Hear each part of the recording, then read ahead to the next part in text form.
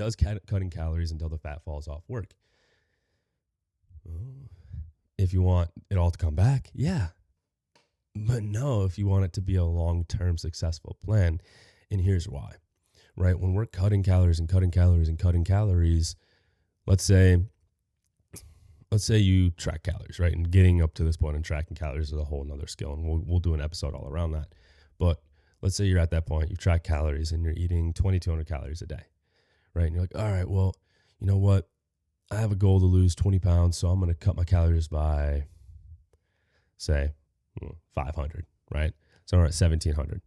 All right, well, we lose a little bit of weight. We're about, maybe halfway there, just over that. So we cut our calories more and more. Now we're down to like 1,200 calories for the day. Let me tell you something right now. 1,200 calories is not much room for most individuals, like the average size adult, for them to get in the macronutrients that they need for the day.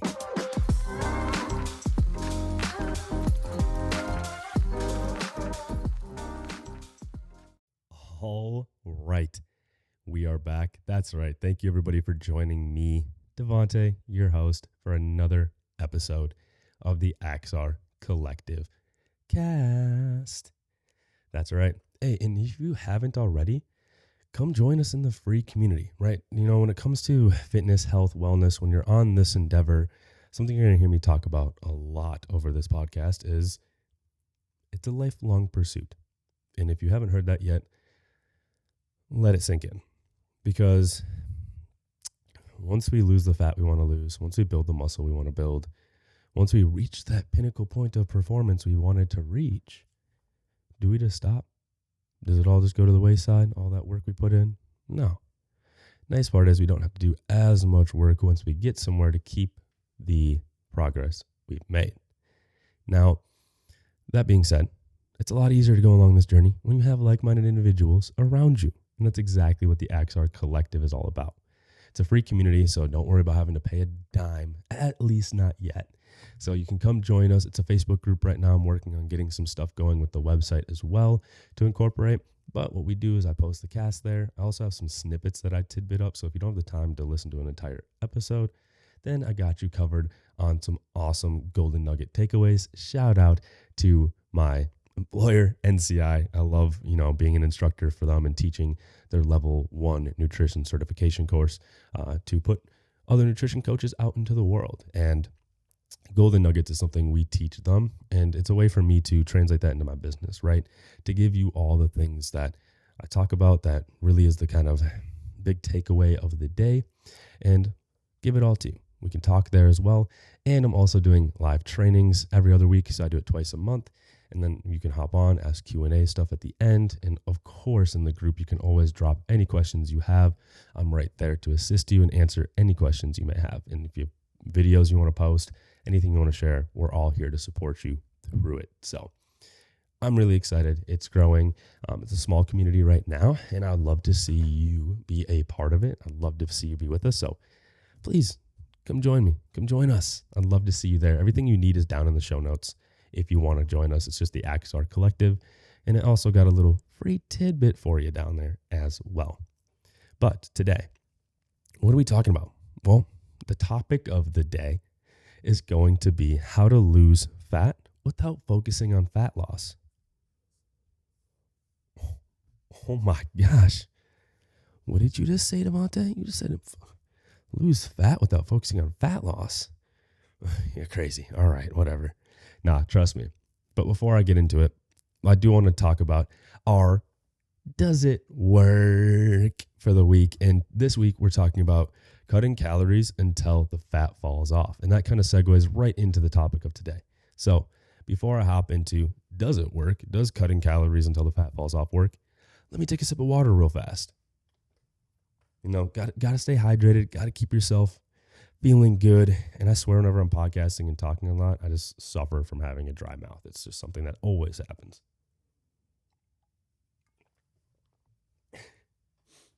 I get clowned for it quite a bit. Now, as I was saying, does cutting calories until the fat falls off work? If you want it all to come back, yeah. But no, if you want it to be a long-term successful plan. And here's why, right? When we're cutting calories and cutting calories and cutting calories, let's say you track calories, right? And getting up to this point and tracking calories is a whole nother skill. And we'll do an episode all around that. But let's say you're at that point, you track calories and you're eating 2,200 calories a day, right? And you're like, all right, well, you know what? I have a goal to lose 20 pounds, so I'm going to cut my calories by, say, 500, right? So we're at 1,700. All right, well, we lose a little bit of weight. We're about, maybe halfway there, just over that. So we cut our calories more and more. Now we're down to like 1,200 calories for the day. Let me tell you something right now. 1,200 calories is not much room for most individuals, like the average size adult, for them to get in the macronutrients that they need for the day, right? Your protein, your carbs, your fats, especially proteins and fats if we're thinking about the things that are essential, and then carbs for energy, right? Now, if we only have that many calories and we've just dipped ourselves so low, well, a lot of those macronutrients are building blocks for you, right? So it's going to help your body build back up from stressful times. But the body also isn't just going to break down and die. It needs to adapt, and it's going to.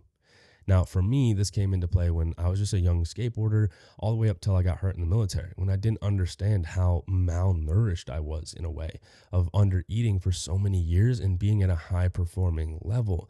And I mean, kind of, I look back at it, it makes sense why I got injured so often.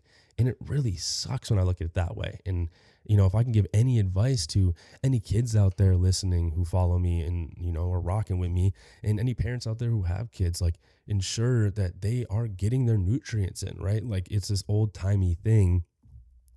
And, my grandma used to always say, we got to pack more meat on your bones. And, who knows if that led to me having, the things I have today, still thinking I'm small, but getting in nutrients is so key to growth. And not only when we're kids, but when we're full grown too, because our body needs to know it's okay to make change, right? So if we're cutting calories all the way down and now we don't have the really sources to fuel us, right? Because if you're looking at calories really is fuel. It's the way your body gets energy. And then we can break those calories down more into, like I said, your macros, your protein, carbs, fats, to go more into like individual goals. Now, when we're just thinking about this, well, what happens to the body? Well, this thing called metabolic adaptation. So really what happens, and I think this is where that my metabolism's broken thing comes in. Here's the thing. It's not broken. It's just adapted. It's actually doing what it needs to do. So let's say you're in that case, you're trying to lose those 20 pounds and you've now gotten to this point where you're at 1,200 calories. And maybe your body stalled at about that 12-pound loss mark, right? Well, now we're at 1,200 calories. Plus, we've also probably increased movement thinking that's the case and we have to get more movement in to burn more calories. Well, guess what's happening? The body's realizing I'm stressed. Like, I can't get away from being stressed no matter what I do. Right? No matter how awesome your training might feel to you, right? No matter, if you're able to just get up and get your caffeine in and get going for the day, like, your body's not going to want to make change unless it has the resources to do so. So when we cut down so far, well, now our metabolism is actually just adapted to those calories and it's going to do what it needs to survive. So here's what happens when we get to that part. Now, when we get here, we have to remember, well, okay, what's the body got to do to survive? How is it going to do that? Well, it's going to start portioning off things that it doesn't need to keep around, that are just too hard to keep around for the amount of energy that it really has to use. And that would be muscle, right? Muscle is a lot more expensive to keep around. And if we don't have the calories, the protein, and everything to support that, that's not going to want to keep it. And if we're doing strength training, sorry about that. If we're doing strength training and we're breaking down muscle and asking for it to rebuild, it's not going to be able to do so. Now, what happens then? Well, the body has to do something to have energy. It needs to be able to pull from somewhere. So it's going to actually want to store more fat cells, right? Because that's going to be a lot easier to do than it is to build muscle. And I think that's where like the whole skinny fat thing comes in, or hitting those plateaus and, losing, substantial amount of weight, 10 to 15 pounds, or even maybe more, right? But still not being happy with the body that you have. Well, your body's now adapted to those calories, right? And what is hard here is, I think this is also where people see like, oh, well, I go out on the weekends, like I have one thing of ice cream and I gain a bunch of weight and all that. Well, it's because your body is so used to doing what it needs to do at that low amount of calories. The second there's more introduced and it really just hasn't been used to it, right? It hasn't adapted to more calories, right? Well, now it's like, oh, hey, I'm just going to portion this to what I was trying to do if we don't have a strength training routine, and portion it to fat, right? To fat gain. So no, cutting calories until the fat falls off does not work long term. Now, here's the thing. I talked about a freebie in the beginning of the episode. I'm going to leave it in the description of the shows for a while. And you know what? I got to take a quick pause because my battery's about to die on the camera. Just 1 second, and I'm about to get it back going. All right, I'm back. So camera's got a new battery in it. We're fully charged. We're ready to go. Let's finish the episode. So as I was saying, I have a freebie down in the description below. Do yourself a favor, go check that out. You know, it's all about your body and its energy, right? Really the ultimate guide for you to understand your body, its energy, how it's getting energy, my mic is being all goofy right now, how it utilizes energy, where it gets energy from. And also I break it down even further to show you how you can start to understand, you know, based off of metrics like your height, your weight, your body fat percentage, your activity level, where you should be at with your calories and really your goals as well, right? Like, are you trying to lose weight, cut? Are you trying to maintain? Are you trying to build lean muscle, right? It's actually a pretty awesome guide, and it's completely free. I also shout out, these awesome people that I attribute to where I'm at today, Mind Pump. They have some awesome calculators that I teach you how to use, so you can actually go in and learn more about your BMR, learn more about your TDEE, and learn more about really your macronutrient profile and what you're looking at there when it comes to setting up your diet, right? Because here's the thing, you're not stuck. You don't have to be stuck at this place, right? If your body's adapted to those low calories, it also can adapt to thriving off of more. And you have to just do it by going slow, right? And I think the biggest thing here when I talk about diet stuff, and this is the funny thing too, as an instructor to, new nutrition coaches coming in, I catch myself a lot of the time talking about how, hey, we got to focus on some foundations, right? And what I use in my business, I call them unbreakable foundations, right? So thinking of those things like sleep, water intake, stress, and time management kind of go hand in hand to me, because I feel like stress is one, a perception thing. So there's some mindset stuff there, of course. And I'm thinking about making a course all around it, thinking about it. But when we think about that and we think about time management and stress management, well, I know if my time is a lot more organized and I'm organized there, I'm a lot less stressed. So that's why I think they kind of go a little bit hand in hand. Now, on top of that, or also organization skills kind of go in there for me. From there, we look at food relationships, right? What are we doing when we're eating food? How do we feel? What are our thoughts, our emotions, and all that stuff around food? And then daily movement, of course, like outside of exercise. How much am I getting my ass out of this chair and walking around, playing with my kids, doing things that get my body moving and, the way it needs to be, because we're made to move, right? So I think focusing there first is so essential, because that's kind of like my North Star, right? My guiding light. So when life is stressful, maybe I messed up on my diet, maybe I messed up on my training for the day, at least I still did my foundations. This kind of happened to me yesterday, where I was going to do an upper body day, but then I also was going to go skateboard for the first time after my second ankle surgery in a year. And I was like, you know what? I don't need to train. I slept good. Actually, my sleep wasn't that good. So that's why I didn't train. I was like, you know what? I didn't do too good on my sleep last night. And then, let me just dial in my food relationships. Let me not go off the wall, because usually when that happens, I want to have sweets and stuff in the morning, but I didn't. I had my regular breakfast, kept it going the rest of the day, thought about walking on the treadmill. So I did that when I was working in the morning. And, that's where it's all at. And that helped me build the momentum up to then be like, oh, okay, cool. I'm going to kick ass today, and I'm going to get my training in today, and I'm going to kill it nutritionally anyways. And it's all good, right? And I think that's huge. Now, From there, right, we got to go build yourself, right? You got to build yourself up. And that's the big thing is like, hey, once we've got these foundational things in, and then we can start to build in this skill of tracking our food, because that is a skill within itself, right? I don't think that's talked about enough of like what all goes into food tracking, right? I mean, there's a lot, right? You got to be able to understand how to use a scale. We got to start also understanding just our food, what's our macronutrients, proteins, fats, carbs, where is that stuff coming from? What are the healthy sources? I wouldn't say healthier sources, but what are the sources that are actually going to get you closer to your goal versus not?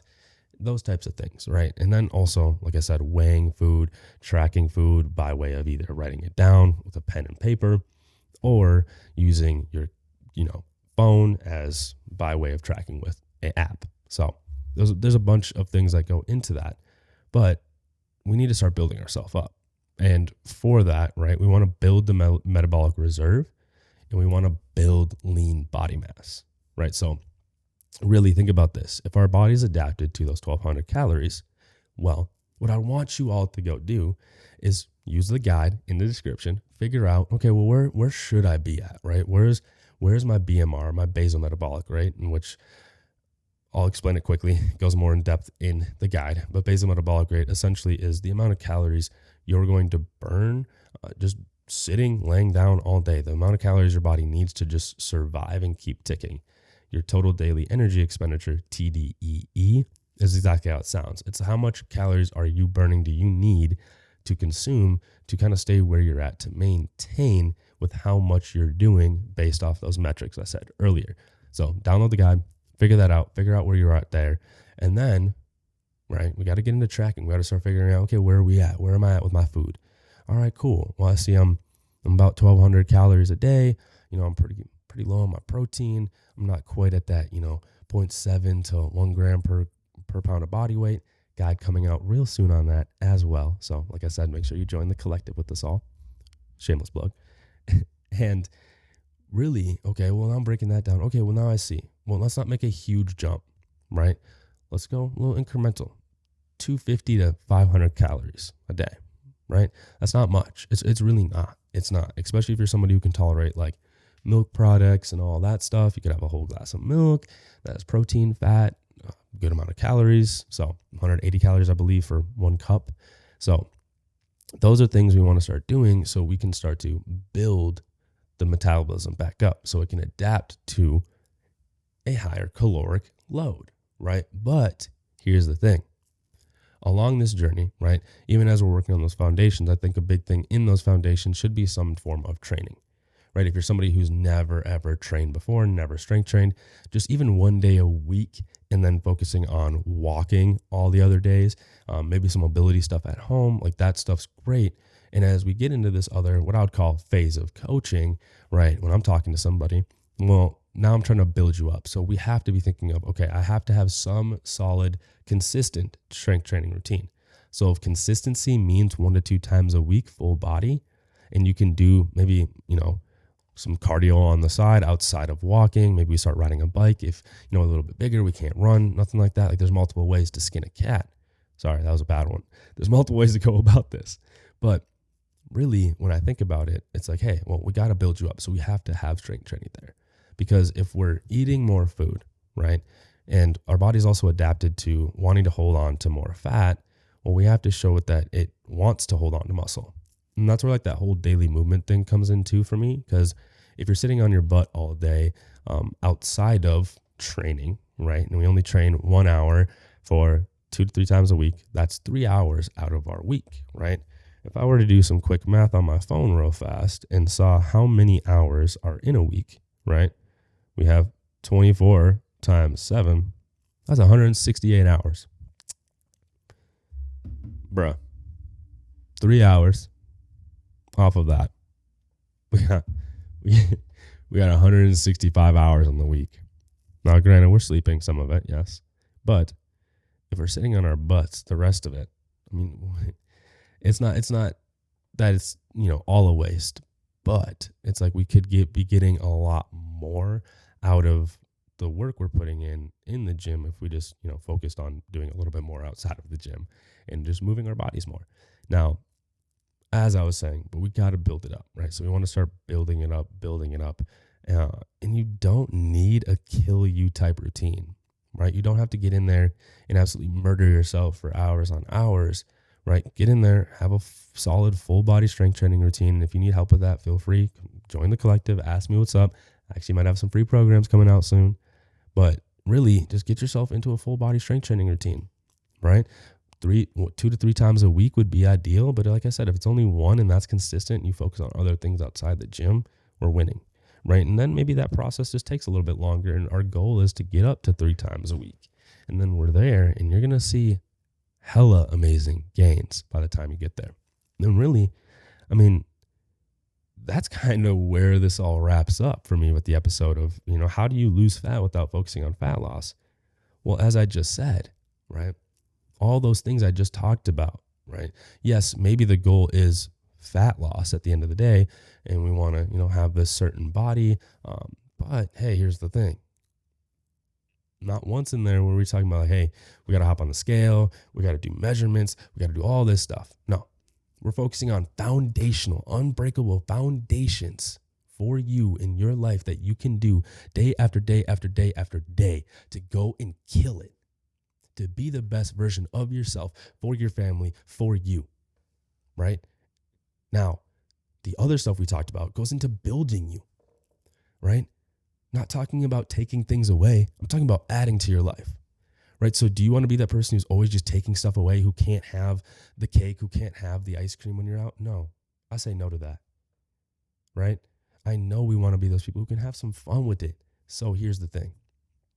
When I think about all this in a nutshell, when we focus on fat loss without focusing on fat loss, that's how we do it, right? Start to focus on the things that you can do to build yourself up and not break yourself down, right? An example I can give you is I have a client who lost 20 plus pounds doing this alone. I'm not going to put them out there like that. I haven't really actually talked to them about, they don't care that I share it, but I haven't talked to them about sharing their name or anything like that. So really, the big thing is I got them to lose 20 plus pounds by dialing in those unbreakable foundations. And now we're building up this person's reserve. We're building up their ability to handle stressful stuff in the gym, outside of the gym, and adapt to it. And it's just awesome to see. And, when you do things this way, this is the way it's also sustainable. Like I hate seeing when people almost make their goal and then they fall off completely because it was just way too much. And I think that's where the stuff comes in, is like cutting calories way too much, not having the energy to get through the day. And then you're also trying to train on top of it. And now you're sore and all this stuff starts to go on. It's this negative feedback loop. So let's start to create wins daily by building up our unbreakable foundations and hitting it day after day. And then we start to build ourselves up. Once we have that stuff down pat and we're like, all right, cool. Now we get consistent in the gym. Now we get consistent with understanding our food, our macronutrients, understanding where we're at, where we need to be. And then we build upon that. And now we've lost that fat and we've built a body that we've probably never even thought we could have. Maybe the next time we step on the scale, we're not even at the weight we wanted to be at, right? But we love the damn body we have. And that's the cool part about it. Honestly, you know what? Last thing I'll say on that too, when it comes to this, would be to have SMART goals, right? I'm sure you've heard SMART goals before. SMART goals essentially are going to be specific.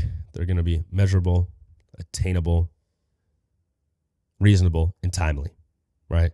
Now, reason being, I like this, is you can break down big goals into smaller goals, but also we could take the idea off of the weight loss itself and focus on performance, right? We could look at the weights and reps done in your lifts. We could look at, time goals with your heart rate and cardio, right? Maybe we're trying to be better at, going for a little jog. Maybe we're trying to be able to hit 30 minutes at zone 2 and not feel like we're dying at like this super slow pace. Low key, that was me recently as I started getting into running. So that's why I say that. But, those are all reasonable things to focus on. We could look at, hey, biofeedback markers. Biofeedback markers are huge in this case of like, hey, how was my sleep last night? Having a scaling system for that, and I actually have a cheat sheet for it. If you want to get it, come hit me up. Scaling system for that. You could look at hunger. You could look at mood. You could look at libido. You could look at just overall recovery, right? You could look at all these different metrics and start to break those down. Your relationships, right? That's huge. Looking at that and focusing on those things. And something that, I do for myself and I have clients do is something called peaches and pits, right? So every day, I try to do this with JoJo, and, this is on me. I don't do it all the time. I need to be more verbal about it and stuff and trying to do it with her and bring her into the process. But in my little book here for a while now, I've been doing it in here where I write down 3 peaches, right? 3 good things that happened to me the day before and why, right? Why were they good things and how can I make that happen again? And then I have a pit, right? So what that's doing is every single day I'm building that damn habit of getting away from that negative feedback loop and building in a positive feedback loop, right? Thinking of those things that I did good, right? That, feel really good. And then I do have one thing, right? That I'm like, oh, well, okay. That's kind of whack. I wish I could have done that different. And then I think about it and I write down why I could do different. Sometimes there is no pit, and that's a bomb ass feeling. So it's just something you all can try to do to implement this into your life, to be able to lose the fat, to be able to have the body you want without focusing on all those other metrics. Like, let's get away from that and focus on building ourselves up in a whole, because that's going to get you to where you want to go. I know it does not sound fucking sexy. It does not sound, it's just not the thing that's going to get you there super fast, but actually it will, because if it gets you there and it keeps you there, then I consider that fast, because my thing is slow is smooth, and smooth will last. I'll say it one more time. That's how I'm going to take it out today. You're going to be able to lose fat without focusing on fat loss by utilizing this concept right here. Slow is smooth. Smooth will last. All right, everybody. I will catch you all next week. I got to get another podcast recording, and I got some meetings before we go see the Grinch musical with the family. I'm super excited. I'll fill you all in on how it went next week when I sit down to record another AXEARE Collective cast. Again, everybody, if you want to join us, be a part of the community, feel free. Come on, let's get it. I'd love to have you there with us. Everything you need is down in the show notes.